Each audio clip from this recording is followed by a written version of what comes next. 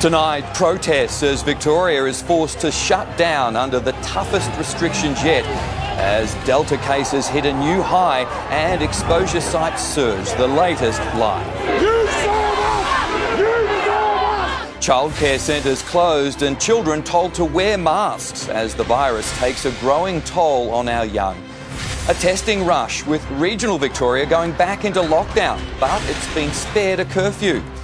New South Wales reeling after a national record, 825 new cases. And Adelaide eyeing a grand final heist as Alistair Clarkson's Hawks farewell ends in a heart-stopping draw. Live from Melbourne, 7 News with Mike Amor. Good evening. 6 police officers are in hospital tonight and hundreds of protesters have been arrested after Victoria was ordered into our toughest restrictions yet, with the entire state forced into lockdown as new infections surge. Childcare centres have been closed to all but families of permitted workers, and children are now being told to wear masks as the virus hits more and more of our young. 4,000 anti-lockdown protesters descend on our city streets. Just an hour after the Premier called for calm, the Delta surge forcing new restrictions in Melbourne and plunging the entire state into lockdown.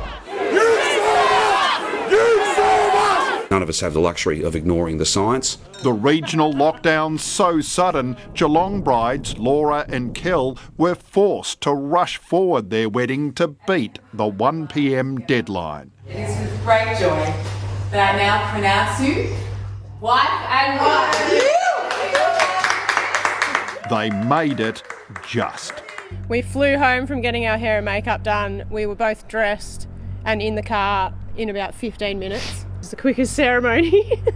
We got it done pretty quick. The rules apply from 1. I am terribly sorry that the rules have to be put on at 1 p.m. I deeply regret that. With only 2 hours' notice, regional Victoria went into the same lockdown rules as Melbourne, except for the curfew. Childcare centres around the state will close to all except vulnerable children and children of authorised workers. We know that this will not be easy. We know it'll be very challenging. High-risk workplaces like abattoirs and distribution centres will revert to last year's restrictions, and masks will be recommended, not compulsory, for primary school-aged children.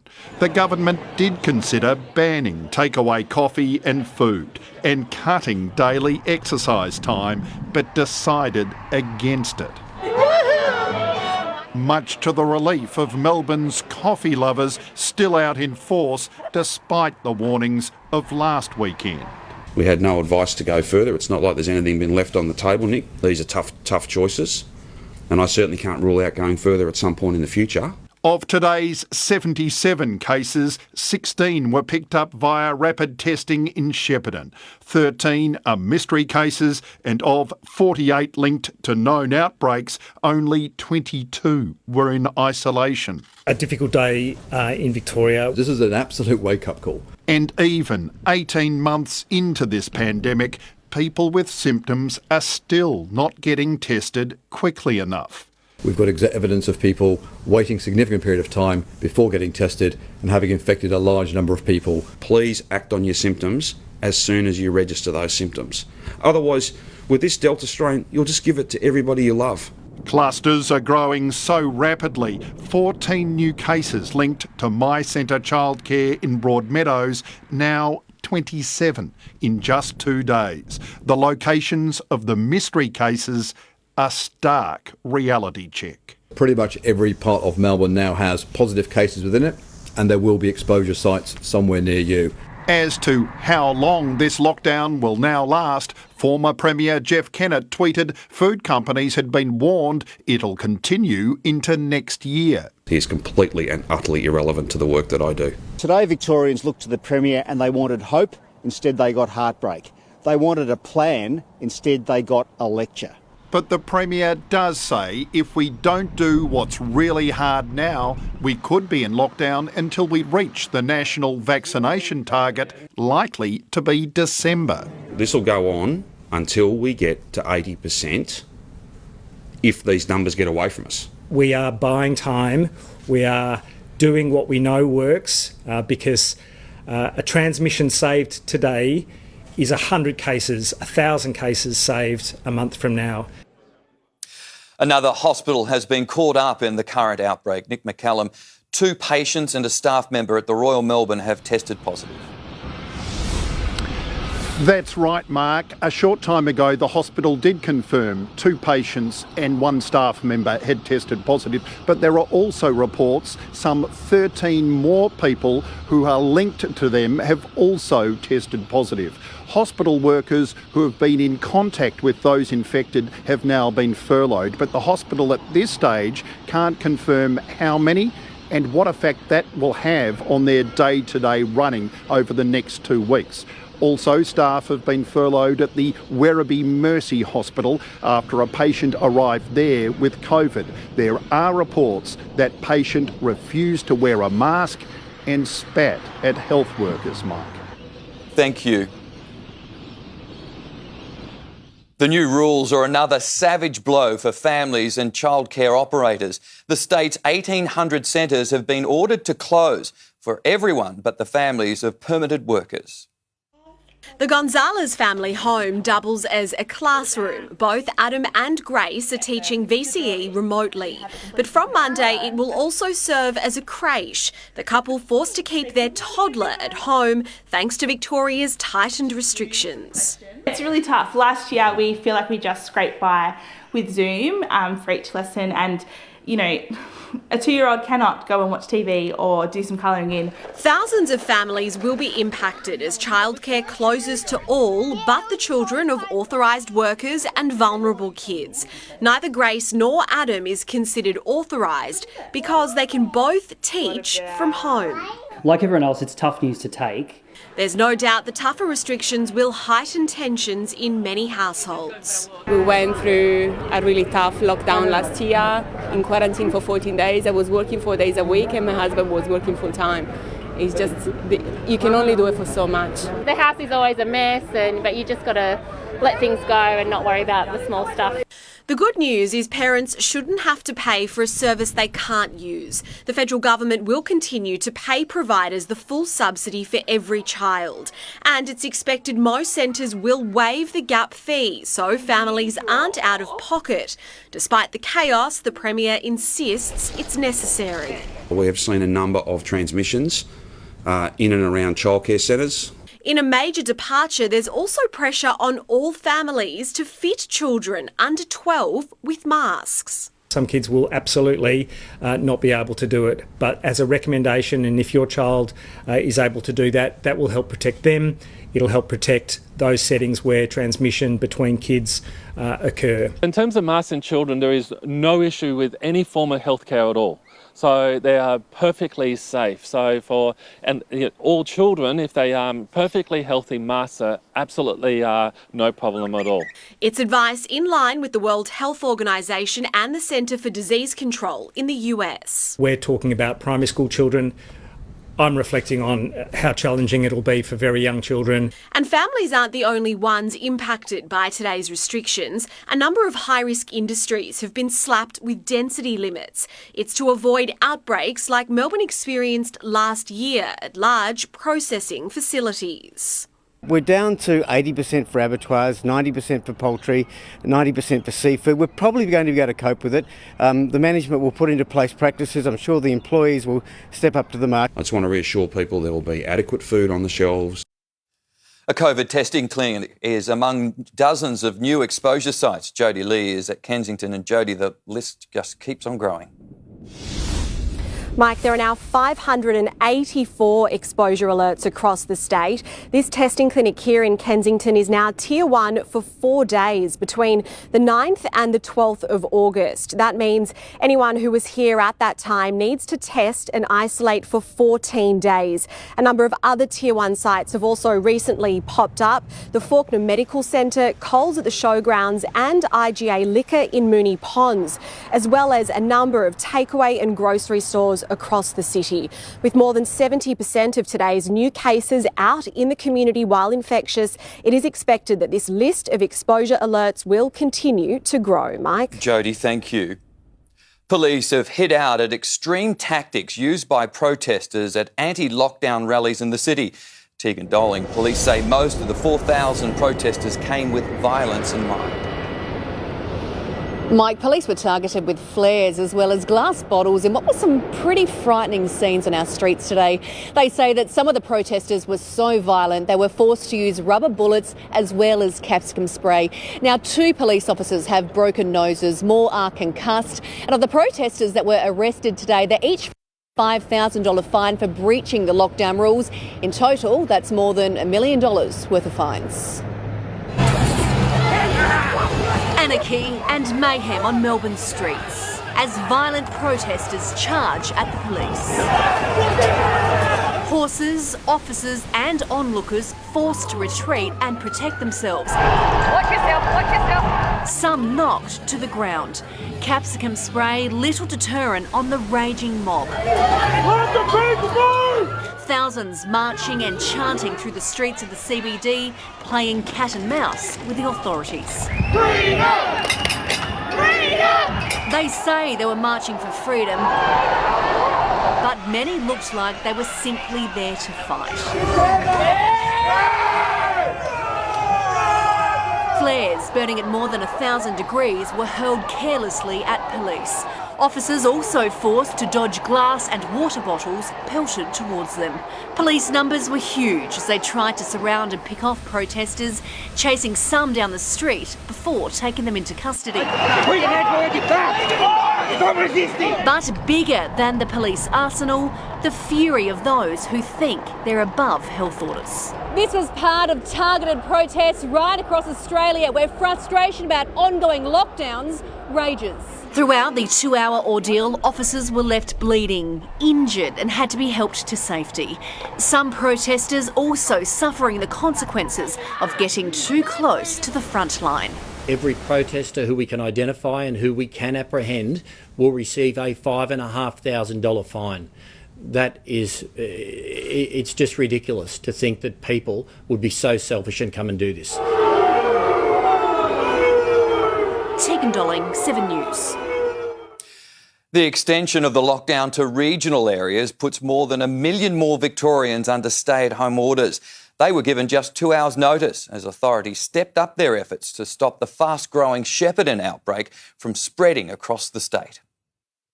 After just 1 week open, deja vu for regional Victoria, this time with just 2 hours' notice. From 1 p.m. today, all of regional Victoria will move to the same lockdown conditions as exist in Melbourne right now. No. It did bring me down to tears, but you know, being a fighter, you just do what you can to move forward and do the best that you can. This is our number 7 lockdown, so stop, start 7 times, really starting to hurt. This will cost me tens of thousands of dollars, this one, yeah, for sure. What began as one mystery case in Shepparton yesterday morning grew to 17 last night. Tonight, the cluster is 21. There's now more than 35 exposure alerts in the town, including 4 schools. 2,200 students attend Greater Shepparton Secondary. Its 3 campuses have all been listed as Tier 1 exposure sites over 7 days.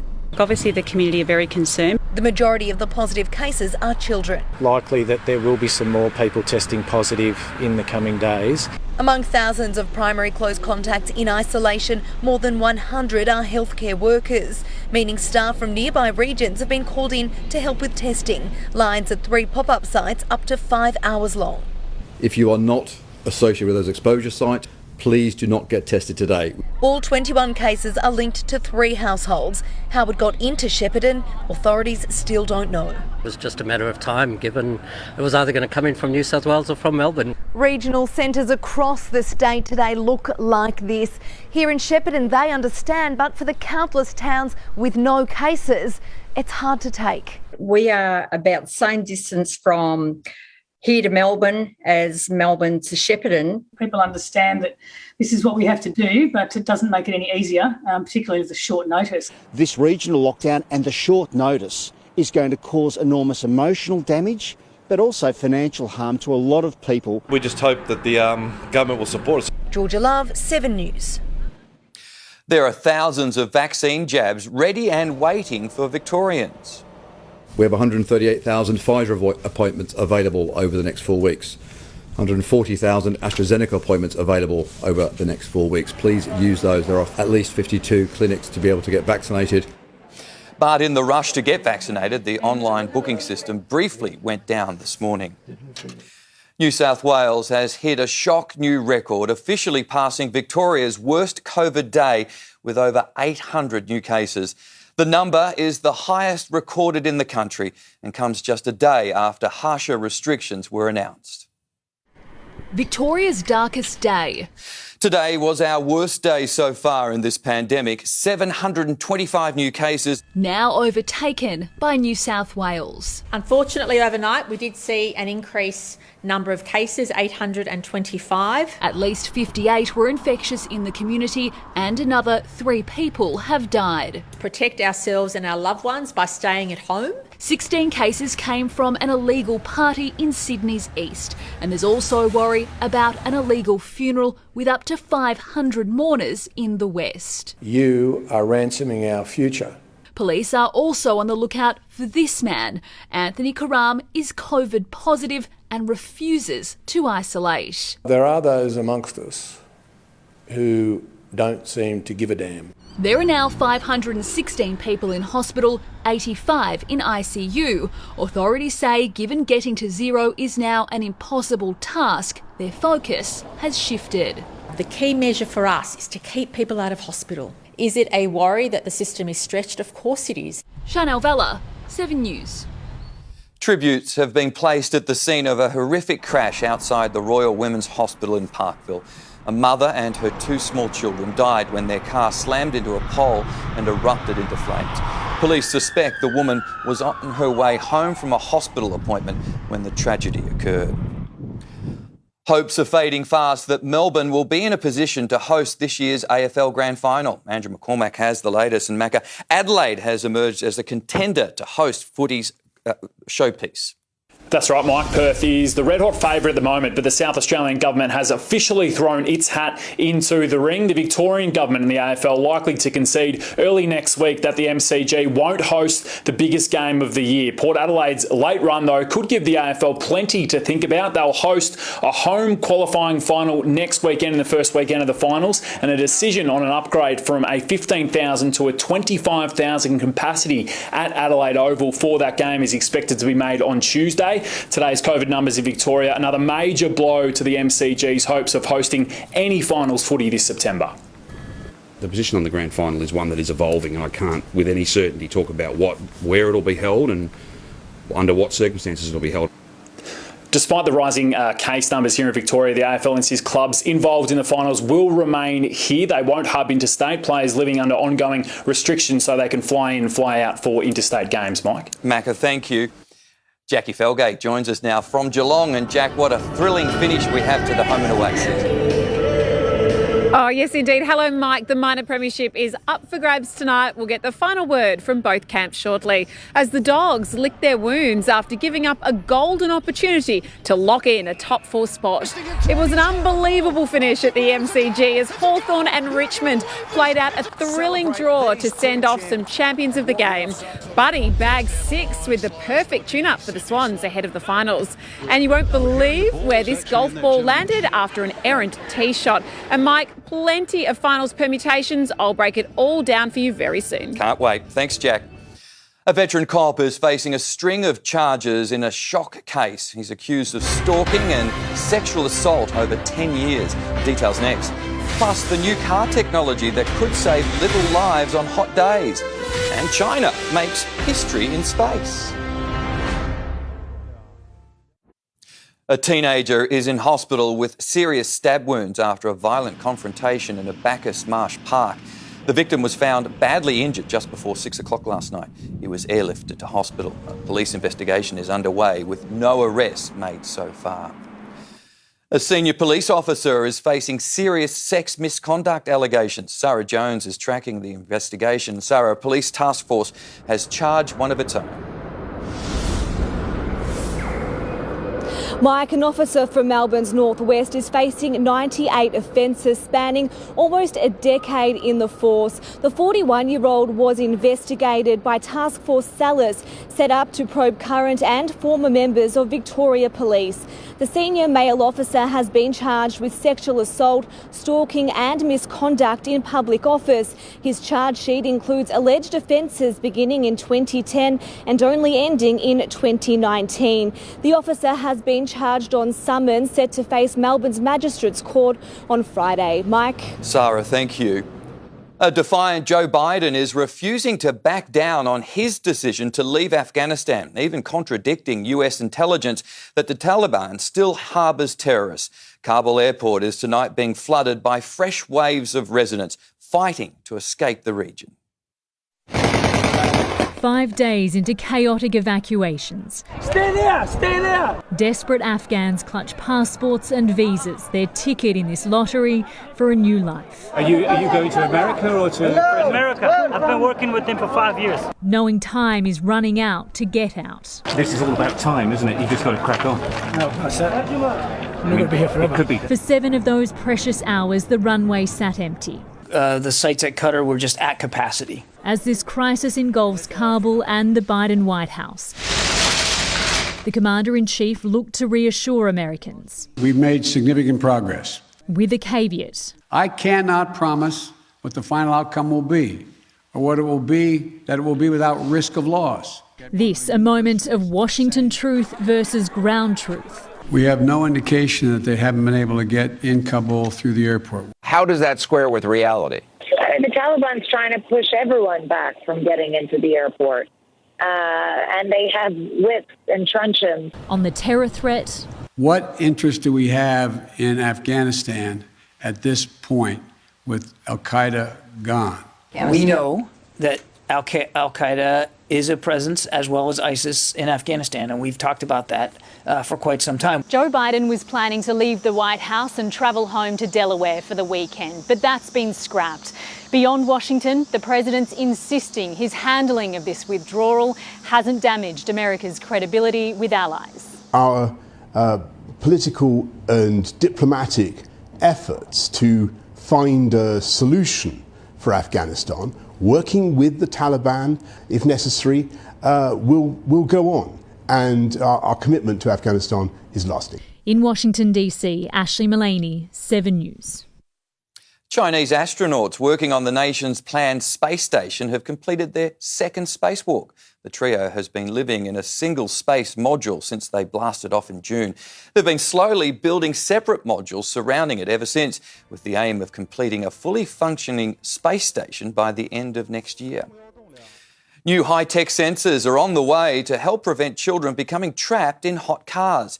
It's welcome news for child safety advocates who say more than 5,000 youngsters have to be rescued every year. Tracy Snelling is a mum of 5. 14-month-old Evie is her youngest. She says the thought of unintentionally leaving her alone in the car is frightening. It touches home when you've got kids. It takes just 7 minutes for a vehicle parked in either shade or sun to reach 40 degrees. Nationwide, at least 5,000 kids are left alone every year. While it's never intentional, you never know when you're going to be in a situation where your train of thought changes and you forget that child's in the back of the car. Hyundai is one of a growing number of car makers putting detection systems into vehicles to prevent such a tragedy. This one uses sensors to detect movement in the back seat after the car is locked. The car's horns will sound to let you know that somebody's still in the car. ANCAP says it'll include technologies like it in its car safety ratings from 2023. There's also aftermarket technology available. KidSafe sells this device called the Clever Ellie, which can be used in most cars. This particular device sits in the cigarette lighter. It kicks in when the ignition is turned off. Don't forget to check the back seat. Christina Harrison, 7 News. A Greenvale family has had a terrifying call. Up next, so close. Runaway car pulls up just short of their home. Luckily, no one was in the front yard. How the terrorist who wanted to kill the Queen was allowed to launch a savage attack. Hollywood superstar Johnny Depp scores a big legal win over his ex. And why empty pools could prove deadly, what experts want parents to know.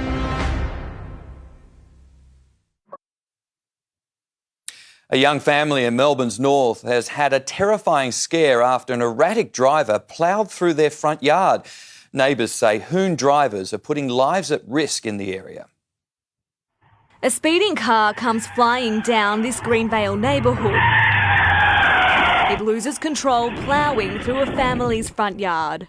What the f***?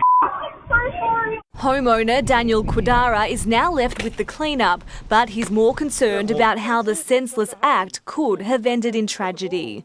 People's actions can change someone's life. I was out here with my son and my pregnant wife, and we were actually standing at the letterbox about 2 hours before. Normanby Drive residents say hoon driving has been a problem for years and it's only getting worse, putting lives in unnecessary danger. Some people use it almost as a drag race. I play downball with my brother, particularly a lot. I think it's pretty worrying. If there's any children crossing the road, they've got no chance. Residents are calling for council to install speed bumps along the drive to force the hoons to slow down. We should be able to play safely in our front yard and in our driveway without worrying about cars, coming off the road. I'd like to see the resources put into speed humps because safety is number one. A measure that could save a life. It's an accident waiting to happen. Sarah Jones, 7 News. An 85-day construction blitz is underway in Williamstown. Crews have removed the boom gates at the Ferguson Street level crossing. They'll be working around the clock to dig a 750-metre rail trench so trains can run on lowered tracks. The intersection will remain closed until the end of September. A court has found a terrorist who wanted to kill the Queen and launched a deadly knife attack in London could have been stopped. Authorities watched him buy equipment for a suicide vest before the rampage, prompting new questions about how security services manage convicted terrorists. Wielding a knife in a suburban shopping strip, Sadesh Aman has just stabbed 2 people before he's shot dead by undercover police officers tasked with tracking him. They were in the right place at the right time to intervene and stop this becoming a murderous attack. It was February last year, a terror attack in South London. The 20-year-old terrorist, considered one of Britain's most dangerous, who'd plotted to kill the Queen, was out on the streets after police had watched him buy equipment for a suicide belt. But the prison service decided not to have him re-arrested. He'd already been automatically released from jail after serving half a previous terror sentence. While behind bars, he'd been able to fraternise with other convicted terrorists. The law has since changed here. Terrorists must serve at least 2/3 of their sentence before being considered for release. It's no longer automatic. Security experts fear British laws still don't go far enough. Timing isn't a difference. People are very patient when they've got an ideological urge to kill. The suicide belt this time a fake. In London, Hugh Whitfeld, 7 News.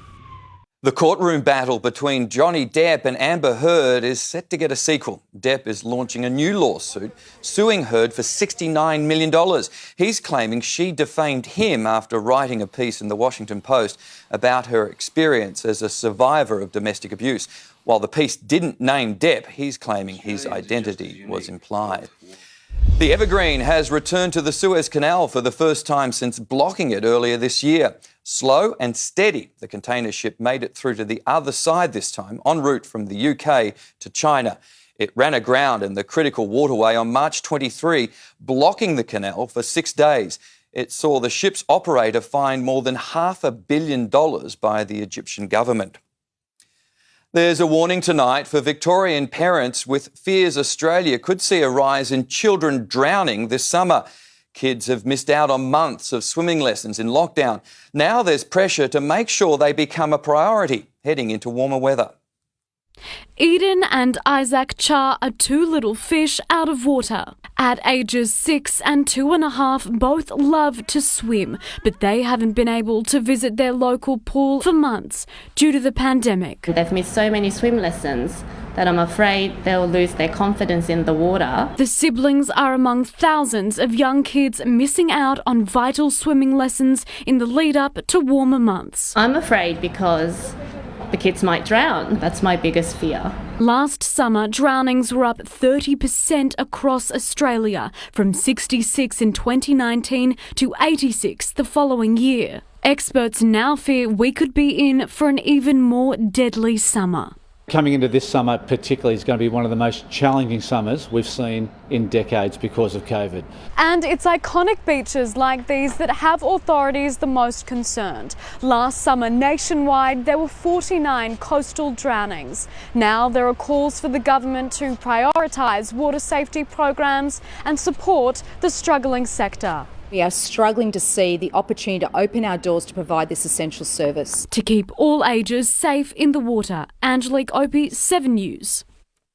There's help for businesses in the CBD. Details next. Plus, cracking down on gangs. Police claim a victory in the fight against crime after a task force takedown. Cities on alert in the US as an iconic dam faces critical shortages.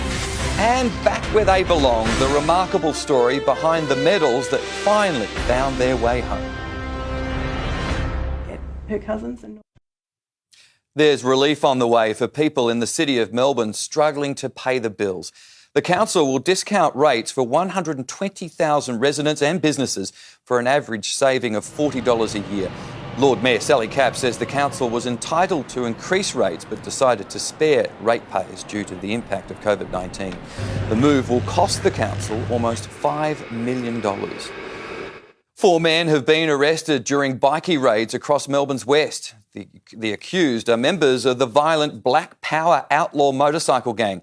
Police seized cocaine, cannabis, cash and weapons during the raids in Melton, Harkness and Fraser Rise. The Black Power gang originated in New Zealand but has recently gained a foothold here in Melbourne. Millions of Americans are facing grave water shortages as the Hoover Dam capacity plummets to a near-century low. A blistering summer continues to deplete already critical water reserves, and now there are concerns about rolling blackouts in some of America's biggest cities. Nevada's Hoover Dam, a towering monument to human might over nature, but now it seems nature is fighting back. We have some concern. The lake mead here is down to about 35% capacity. Not since 1937 has America's most crucial lake been at such a critical level. We want people to conserve water, but we really don't have any control over it. For 2 decades, Joy Lord has watched lake levels in free fall. Her fear, those relying on it downstream are unaware of the upstream emergency they're facing. Even when my sister lives in California, and I'll go to her house and she'll run the faucet and she'll walk away and I go and shut it off. Plummeting levels are a result of dwindling annual rainfall and scarce snowmelt, a changing climate that should alarm the 40 million Americans depending on this lake. Well, it means that they're going to have to stretch water further. This here is perhaps the starkest illustration of just how quickly these water levels are dropping. This pass between these 2 rocky outcrops. Just 6 months ago, locals say you could have driven a boat through here, but now, like much of Lake Mead, it too has been left high and dry. As the engineering feat that made these desert states now threatens to break them. In Nevada, David Woywood, 7 News. The family of a fallen Anzac veteran has been reunited with his stolen medals they spent more than 30 years searching for. The medals appeared on an online auction site. They were bought by a collector unaware of the owner's surviving relatives. This means so much to me. As I said, I just wish Grandma was here to see them. Lieutenant Norman Waynan died in 1916. The medals were found 105 years to the day after his death. Returning to Jackie Felgate in Geelong, where the minor premiership is on the line tonight, Jack. It is indeed, Mike. The Cats and the Demons are fighting for top spot in what's already been an incredible day in the AFL. Alistair Clarkson was passionate till the very end as the Tigers came charging home to settle for a draw. The Bulldogs with a nervous weight on their hands as they let slip a golden opportunity to lock in a top 4 spot. Buddy bags half a dozen in a perfect tune-up for the finals, but the Swans have more injury concerns. And you won't believe where this... Welcome back to Geelong, where tonight the fight is on for the minor premiership. The Demons have made no secret they're going all out, with Tom McDonald, Stephen May and Jack Viney all back into the side. The Cats have had their injury concerns, but get forwards Gary Rowan and Brian Myers back. For the loser tonight, they'll finish in third place and have to make a trip to Adelaide next week to face Port in a qualifying final, so certainly plenty on the line. And I spoke to both camps just a short time ago. It's a great opportunity. It means a lot to our fans. It means a lot to the players. It gives us choice in terms of what happens from here with respect to finals destinations. We don't know where they're going to be, but at least we can have some influence on where they're going to be, and that's important. Yeah, McDonald and Viney and those type of guys are really experienced. They come in and add something to the team. Tommy Stewart's massive loss. I mean, he's been enormous for us all year, and we've got a pretty solid backline group. They'll go after it and get the job done. Hawthorn and Richmond have played out a thrilling draw to give some retiring greats a send-off to remember. The Hawks looked to be in control for Alistair Clarkson's last game, but the Tigers made a late fight back no one saw coming. An unbelievable finish coming down to the last 10 seconds. Off the ground, it's a goal! It's a goal! You're not going to believe this! It's a goal! The Tigers were down by 31 points with 6 minutes remaining before this Jack Riewoldt topo. Sean Burgoyne touches the ball when it is over the line. We're going to have a draw. Can you believe it? I got there like a couple of centimetres too short. But yeah, I apologise to the boys. I thought I should have got it. An incredible final game to remember. Extraordinary finish at the MCG. We just fell asleep in the last 5 minutes of the game, which is a bit of an anticlimax. The master coach certainly wasn't asleep early. Not happy the Hawthorn coach, the way the defence is breaking down. His Hawks quickly snapped into gear. How'd he go? That was miraculous. What a goal to Wingard. And when Jack Scrimshaw threaded the needle, they had a handy buffer. That might be the nail in the coffin. But the Tigers didn't die wondering. Second in a matter of moments. Richmond storming home to give something for the retiring David Asprey to remember as he was chaired off with Basher Hooley. He's someone that I've really looked up to. And I really love him. While the curtain closes on a brown and gold era for Clarkson, the footy world waits with bated breath what his next move is. He's crashed my press conference again. Unbelievable. You got one of the greatest minds in the modern era sitting beside me, and he'll, take a moment, take a breath, and then get back into something. Tim Hipsley, 7 News. The Western Bulldogs' top 4 chances rest on a second half fight back from the Eagles. Let's return now to Andrew McCormack. Macca, it's time for the Dogs to get their West Coast scarves out. Yep, and it's working at the moment, Jackie. It doesn't get any tighter than this for the Bulldogs. This is the live ladder as it stands. The Dogs still in the top 4, incredibly, by 0.9%. The Lions need to win by roughly 4 goals up at the Gabba to push them out of the top 4. They're currently 11 points up at the start of the final term. The Eagles just kicked a goal to move within 2 goals. Of course, if the Eagles win, it means the Bombers must beat Collingwood tomorrow to secure a final spot. Incredible drama in an incredible finish to the season. Just 13 days ago, the Dogs were on top of the ladder with a minor premiership within reach. Now their top 4 fate rests up north. Into the perfect spot for Joe Danaher. The Dogs' double chance hopes were slipping away fast as Brisbane slammed on 7 straight first quarter goals, only for the Eagles to respond. And Liam Ryan runs in for the slam dunk, his 3rd. Back at the kennel, Luke Beveridge and his men left to ponder where it all went wrong. I can't lie and say that we're not pretty flat after that. A 2-point loss to Port Adelaide, their 3rd straight defeat to finish the season, now faced with a potential elimination final. We worked hard to get ourselves in a strong position, up until just over a month ago, and it's quite obvious to all that we haven't been at our best in recent times. It's still a lot to play for. Stephen Martin completed 4 quarters of a 16-a-side scratch match against Sydney today. Jamara Ugle-Hagan and Josh Shackey to be a talking point at the selection table. Aaron Norton cleared by the match review after being put on report for a sling tackle. Just where the Dogs head next week should they host a final to be decided in the coming days. Spontaneously, I'd say Adelaide, but if they're going to make you sit in the cricket nets for a few hours before you play, then maybe that's not the best choice. Andrew McCormack, 7 News. Buddy Franklin is primed for a big September after a dominant performance against the Suns. The Swans superstar took another huge step towards the 1,000-goal milestone, booting half a dozen this afternoon. He's got his 6th, and he's got 8 to go to get 1,000. Well, my focus is on playing finals. If it comes, it comes. The season starts next week for us. But they will be sweating on the fitness of star midfielder Callum Mills, who was subbed out with more Achilles soreness. Rafael Nadal will join Roger Federer on the sidelines for the US Open. The 20-time Grand Slam champion has been battling a foot injury, which kept him out of Wimbledon and the Tokyo Olympics. If the foot is better, I am confident that my tennis and my mentality will be there again soon. I'm going to fight every single day to make that happen. Ash Barty breezed into the semi-finals of the Cincinnati Open, beating French Open champion Barbara Krejcikova in straight sets. A terrifying moment for cyclist Alejandro Valverde on stage 7 of La Vuelta in Spain. Valverde's gone down. It looked like he hit a rock. His hand bumped off the handlebars and down he slides. Clearly conscious. The Spaniard narrowly avoided falling off a cliff, but was forced to retire with a broken collarbone.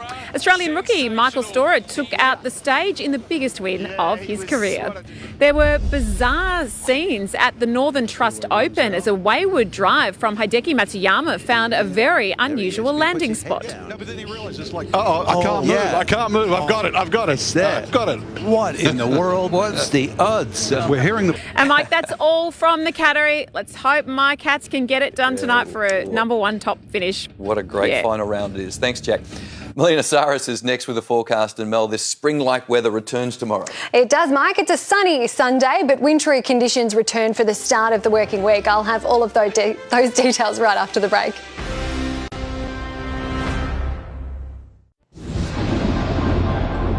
We'll have another burst of sunshine tomorrow, and we could see some of the warmest temperatures we've had since May. The city made it to 20 degrees today. That is the first time this winter. Outside now, it is sitting on 17, so still lovely and mild out there. Bright morning sunshine gave way to partly cloudy skies this afternoon, with just a few light showers across our southern parts of the state. Our top temperatures ranged between 15 at Ballarat and 23 degrees at Mildura.